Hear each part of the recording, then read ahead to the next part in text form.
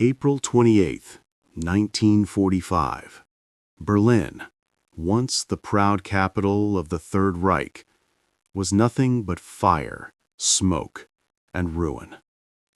For 8 long days, the Soviet Red Army had surrounded the city, crushing every pocket of resistance, and now they were less than a kilometer away from the Führer's bunker. Inside that underground fortress, Adolf Hitler, the man who once ruled Europe, had not stepped outside since April 20th. The thunder of artillery above shook the walls, dust falling from the ceilings. The bunker still served as a command post, but only in name. Communications were failing, supplies were running low. Hitler's empire had collapsed around him. That day, one final betrayal reached him, not from the enemy, but from one of his own. The BBC reported that Heinrich Himmler, head of the SS, had secretly contacted the Western Allies to negotiate peace. Enraged beyond control, Hitler screamed that Himmler be stripped of every title, arrested, and executed. Though he no longer had the power to enforce it, this command showed the collapse of his world. Inside the bunker, only a handful of people remained, among them Eva Braun.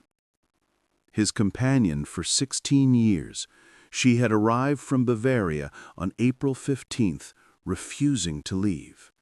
She wanted to share his fate, whatever it might be. Eva had lived in Hitler's shadow for years, hidden from the public eye.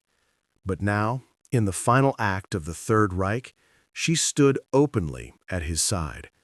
Hitler was moved by her loyalty, a loyalty that shamed many who had already fled. That night, as Soviet troops closed to within a kilometer, Hitler made a deeply personal decision. The world was collapsing, yet he resolved to perform one final act. He would marry Eva Braun. Preparations began immediately. Joseph Goebbels, propaganda minister, arranged for a civil registrar to be brought from what was left of Berlin. The man chosen was Walter Wagner, head of the city's legal department. Wagner was found serving with the Home Guard, his uniform covered in dust and dirt. Bewildered, he was rushed to the Reich Chancellery in an armored vehicle to perform history's most infamous wedding. It was just after midnight, the early hours of April 29, 1945. Inside the cramped map room, chairs and tables were hastily rearranged for the ceremony. The atmosphere was heavy with exhaustion, the faint sound of distant explosions above. Hitler entered, wearing his gray military jacket and black trousers, looking pale and aged. Eva followed, in a simple black dress, one of his favorites. With them were 2 witnesses, Martin Bormann and Joseph Goebbels. Walter Wagner, nervous but composed, began the short civil ceremony. He asked both bride and groom if they were of pure Aryan descent and free from hereditary disease. They answered yes. Then, in that dim, flickering light, as shells thundered overhead, Adolf Hitler and Eva Braun were declared husband and wife. The entire ceremony lasted less than 10 minutes. They signed the marriage register, Hitler's trembling hand barely managing his signature. Eva initially wrote Eva Braun, then corrected it to Eva Hitler. Their witnesses signed next, followed by Wagner. Once the formalities were complete, Hitler gently kissed Eva's hand. The newly married couple stepped into the bunker corridor. Staff lined up, congratulating them. A modest wedding breakfast followed, champagne, tea, and sandwiches. Hitler, Eva, Bormann, Goebbels and his wife Magda and two secretaries sat together, trying to create some sense of normalcy as the world outside burned. But the mood turned somber. Hitler spoke little, admitting that National Socialism was dead. "Death will now be a relief," he said quietly. Eva smiled faintly. She had finally become Mrs. Hitler.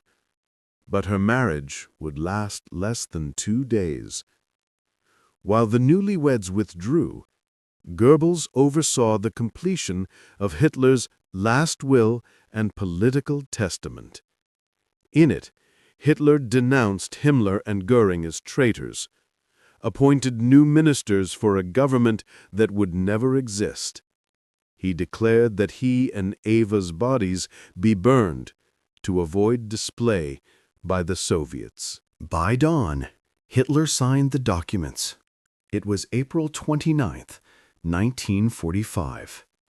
He then went to bed for the last time.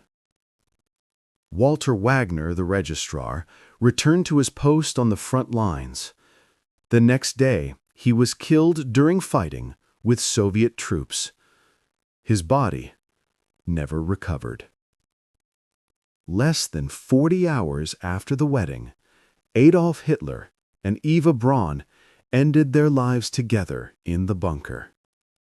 Their bodies carried outside, soaked in petrol, and set on fire. Berlin would surrender within days. The marriage in the bunker had lasted less than 2 days, but it marked the end of one of history's darkest chapters.